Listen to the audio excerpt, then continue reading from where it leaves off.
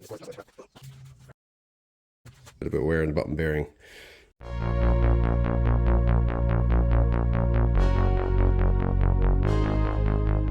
Alright folks, it's time to wrap up this little lady and send her down to the paint shop and make a bit of space in the shed here for the engine rebuild. Now I have a bit of experience with motorbikes and a few smaller engines, but this is my first time to give a go on these engines, so let's give it a shot. Now that we have a bit of space in the shed, it's time to strip down our L28 and see what's happening inside. So over there I've got an N42 head. This will be an N42 block. Right there. So it's going to be a 4242 turbocharged setup, so it's not the best way you can do this, but it's kind of got good reviews. It's one of the better ways to do this. I think the only thing that goes against you is the quench area inside the cylinders. So it'll be like a higher compression rate turbocharged engine.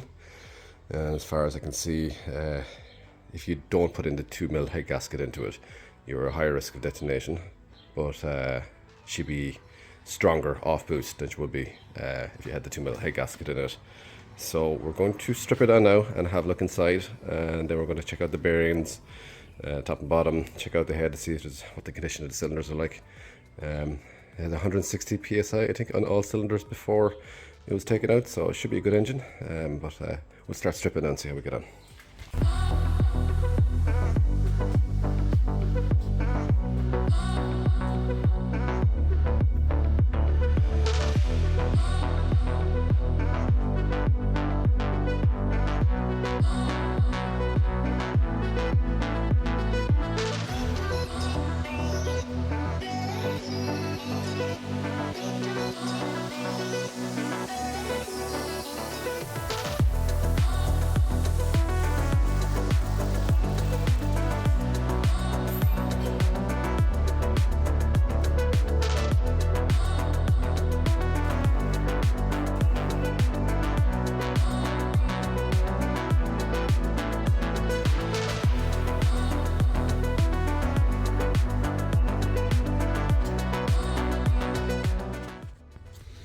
Okay, we're going to take off the cylinder head bolts now. You can see some are nice and empty, but some actually have all this crud stuck down into them. So I'm going to clean them out first, and then we'll stick in the Allen head and get them loosened up.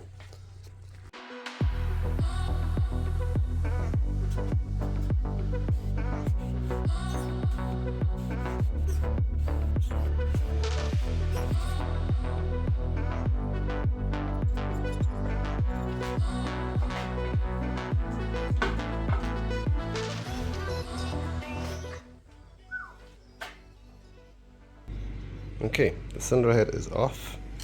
These are the dish pistons. You can see that they're all very, very clean, very, very little carbon on them. If anything, that wipe off just with a quick cloth. A couple of scratches in that one, but that's from me putting the rod down there to get the top dead center. And then these are all looking pretty good. So we'll get a little view in here now to see how these are hatched still, or if they're just too polished. Might have to send them off to get them done again, but we'll have a look in. We'll see how we get on.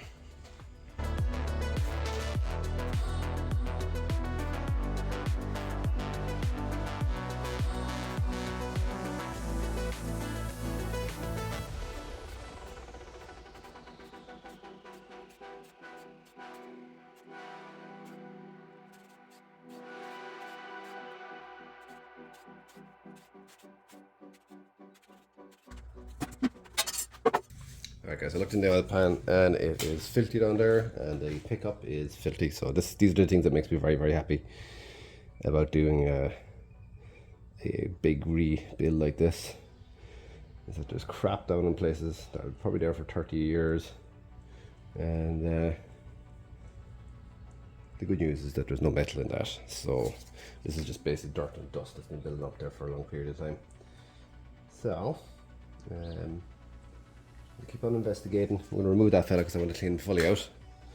Now, the head I just took off has got the valves on it. The new head that I have might need a little bit of work. I want to polish it up and take the valves off this one that I just removed onto the new one. And then we can start getting this yoke assembled again.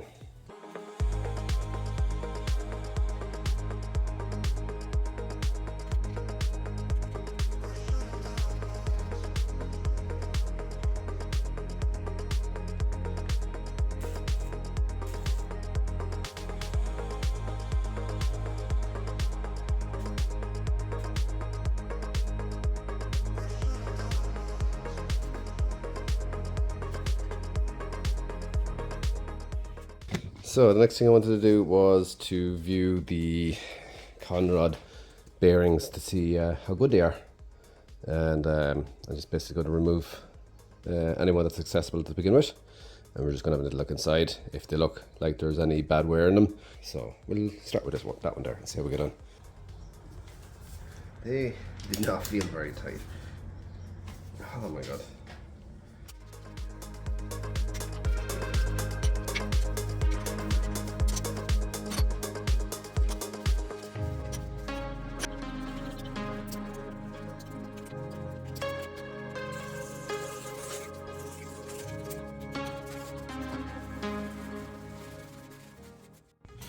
Alright, so I cleaned off all the gasket surfaces there now, so I'll just give them one last wipe down before we put any other gaskets on it.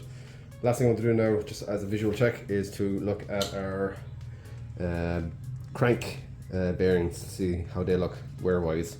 So I'm going to pop them open, we'll have a look. If there's no scratches, then we'll just get our plastic gauge and we'll go in and we'll do a check on every one of them to see if they're within spec. If they're within spec, I'm going to replace nothing, and it's just going to just be part of the test to see, you know, is this possible to go and turbocharge this without actually having to upgrade too much once you have a good engine to work with in the first place. So we'll crack them all open now and we'll have a look inside.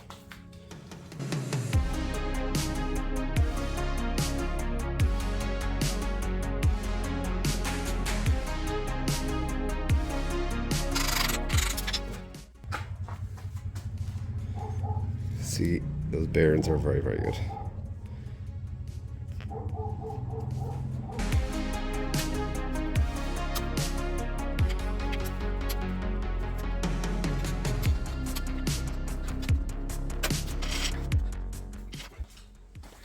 Let's inspect them all.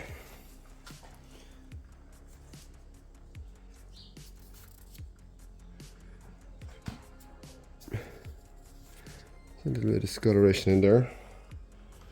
I have to look up to see what does that mean. This one seems to have pushed out a little bit further again. You can see a little bit of wear in the bottom bearing on that one. So it might be no harm. This one's pushed right through. You can see it pressing up against the copper bits. So I'm kind of thinking I might go and replace these. There's evidence of wear on them anyway. So I'll just check out the price online for a full set of bearings for the bottom of the engine. Maybe it might be worthwhile doing while I'm in here. I'll just measure up to see what they are, see if it's actually a standard bearing or what's going on here. Okay, I knew that there was something going on with these here. I put a bolt in there but it wasn't fitting properly, and then found that one of the bolts for the front cover fits in quite nicely. So it gives us something to grab onto while we're trying to pull this up. So this is kind of quite a long block that fits down in here, so the whole lot needs to kind of come up in one go. But we don't have enough to lever off, so I'll have to get inventive. Need something there, and then the whole lot will obviously want to rotate at the same time as well, but we'll see how we get on. So I have that block over here, and I have just pressed up to where it starts to lift. And this cover is just about able to grab the good zone. That's a lot of force, lads. Alright, let's see if we can get it off the nut head here. We're just about there though. Yes. Yes, we can. So what I'm seeing is kind of push through, just mileage, no scratches. Just areas where you can see that it kind of just started wearing through one side of the bearing, probably with deflection within the assembly. But other than that, no, it actually was quite good. We can actually take this crank out now. I wasn't intending to, but sure, look, while we're in this far, we might as well take it out and have a look at the bottom side of the shells. And I think I'm just going to go online and buy Conrod's big end bearings just across the board. Just have it done. At least then there's going to be no doubts or kind of, you know, I should have done this while I was in there. So, right, let's pull her out.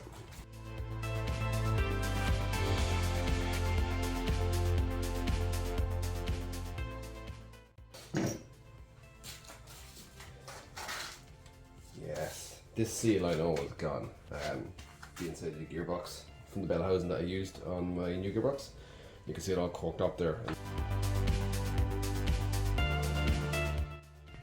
So when you examine these, you can see that there's actually no scratches, bar what my fingers dragged on there, but you can just see that it just kind of seems to be kind of pushing through the layers that's on the bearing. So to be honest, while I'm in here and I see that, might as well just change them out. So we're going to look at putting in, was it 1, 2, 3, 4, 5, 6, 7 shell bearings. One of them is going to be one to prevent motion left to right, and just get it done.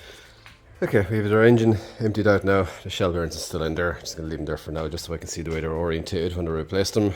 Flywheels this side, so we'll replace the seal here. Pulley is that side. There's a case on the outside, so there's no seal there. And then I just marry this all over into a box and put the pistons in order, in the right orientation, crank in the right orientation, and then all the caps down there, all in the orientation, just left, or orientated left. If you look at these, they all have an arrow on top, and the arrow in the assembly points that way. So we're fairly good now with the disassembly of this. Need to do a few checks, so we obviously know we're going to replace the bearings. So now we just need to confirm that our cylinders are right, so I'll need a special tool for that to make sure that we're okay there. But my intention is to use the pistons. They look very good, look very clean. I don't see any issues. If it's a matter of just replacing rings, I'll do that. But sure, look, we'll just see how well worn they are. If it is an overbore replacement of pistons, it'll be disappointing, because it's just going to cost more, and it's money I didn't want to spend in the first place. So now that I have everything kind of packed away, ready for ordering my bits, I'm going to replace the seal here as well, and then probably just take off all the nuts and bolts here and give it a quick wire brush to make it look nice and new, so when it goes on the engine it looks like actual aluminium or cast of whatever it is. So we'll get that sorted, and then we're just going to literally work our way through all of these components, get them all stored away, and then we can unpack our new N42 head and examine that for its condition. Fingers crossed, there'll be no surprises. Alright, let's keep this assembling. Here's the head. So what I'm looking for off this block is none of this, none of these. I'm just looking for the valves, and I think the springs to go over to the other head. So I'm just going to rip off everything that we have here, and I don't know, the new setup actually we've got a brand new cam. I want to make sure it's the exact same as this. I think it says E30 on it as well, so I think it's just a brand new standard cam. So should be a nice refresh for the engine.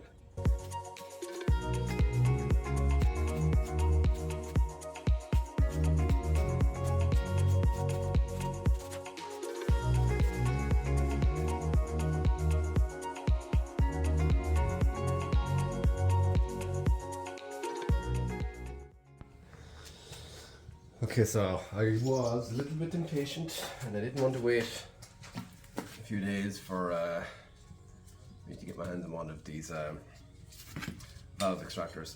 So I've made my own homemade one.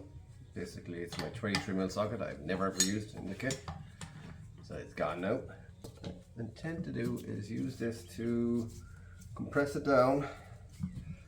So you can see I tried one. I wanted to do it a little bit off the screen because you know what? This goes flying. I wanted to make sure I was safe first. So I keep this all balanced in location. Woohoo!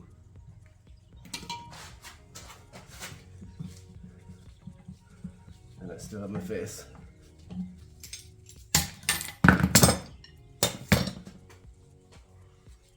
Triple spring.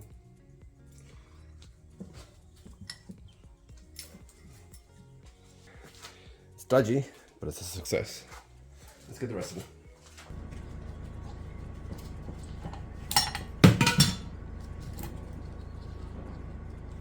them. All 12 are out. Not the most recommended way to remove those clips. Your fingers are at risk. Flying above your head there. Hit the roof, take out a few lights, take out a bit more than that if you're not too careful. So it's up to you guys to do this approach. I probably wouldn't recommend it, but I'm just too impatient to wait around for a few days to get that tool in. Okay, what we're going to do next, folks, is we are going to measure our cylinders for wear. So what you want to check for is to see if the cylinder has worn out into a taper as you go down along it. And then you want to make sure that it's not gone too oval as well. So there's a couple of specs which I'll flash up on the screen there now to give you a bit of guidance of how much wear is acceptable. So first thing I'm going to do is draw my cylinders.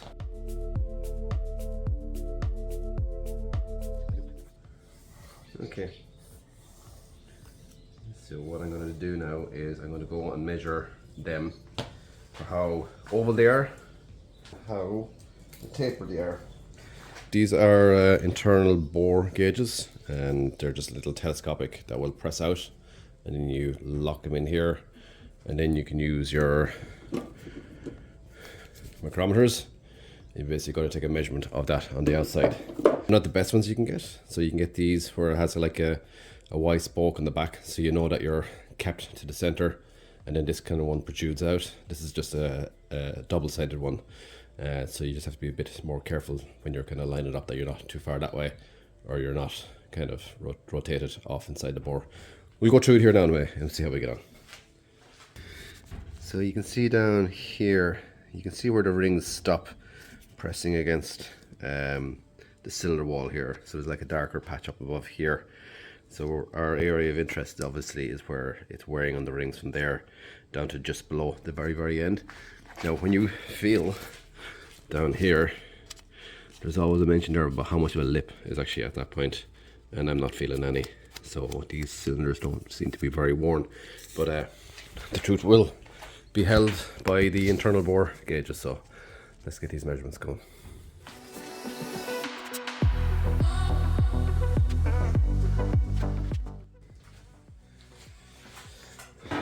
Okay, I've carefully taken out my depth gauge or my internal bore gauge, and I brought it over here and carefully just gently tighten it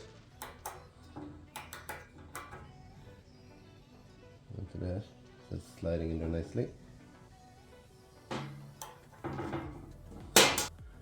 So we're coming in at 86.042.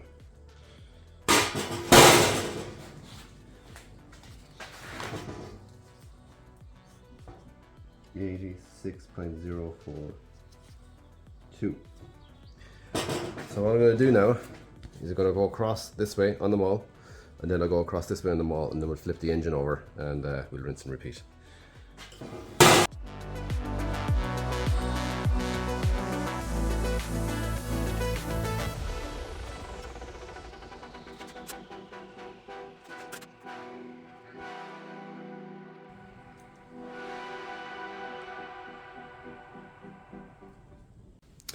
So for a bit of guidance, I'm using this book here, Nissan and Datsun overhead cam engine, and it was written by Tom Monroe. A very detailed breakdown of how to rebuild your engine and determine if you actually need to rebuild it or not.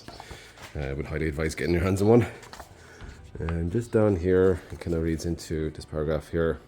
If your objective is to end up with a truly rebuilt engine, bore and block, if taper exceeds 0.04 inches or 0.1 millimeters, no matter how you measure it. So basically what we're looking for is that taper as you go up along from the lower part to the upper does not exceed anything over 0.1, and then we can consider this block as being as good as being fully rebuilt as it lies. Okay.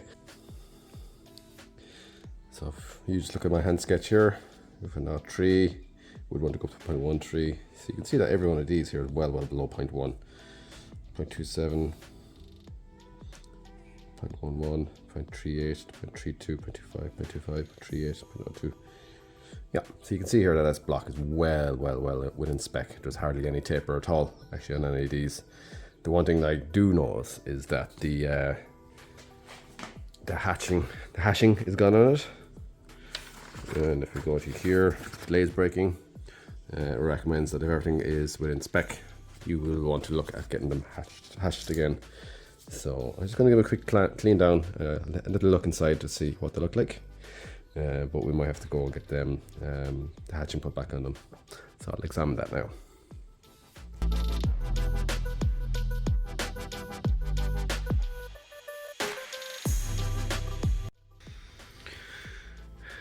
Now if you get right in there and look at them, you can see that they are quite shiny, quite glazed.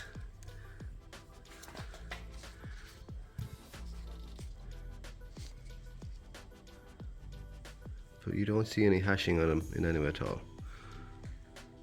So I think we'll need to get them just scraped up a little bit to get a bit of hashing on it.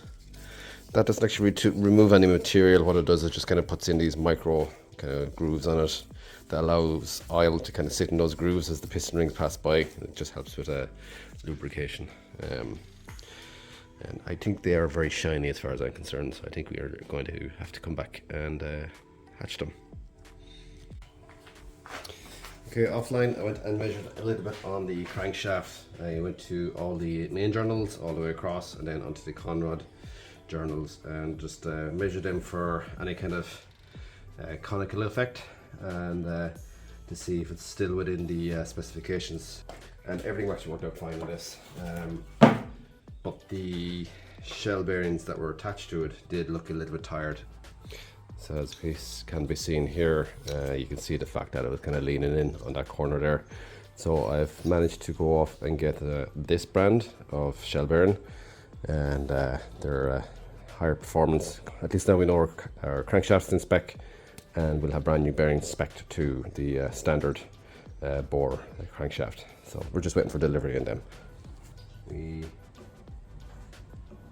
got a diameter 1 pint. We documented it. We did the other side to make sure that it wasn't tapered off, so that we didn't have excessive taper. All the way along, making sure we don't scratch anything. And then we go at 90 degrees, we do the same, document the whole lot.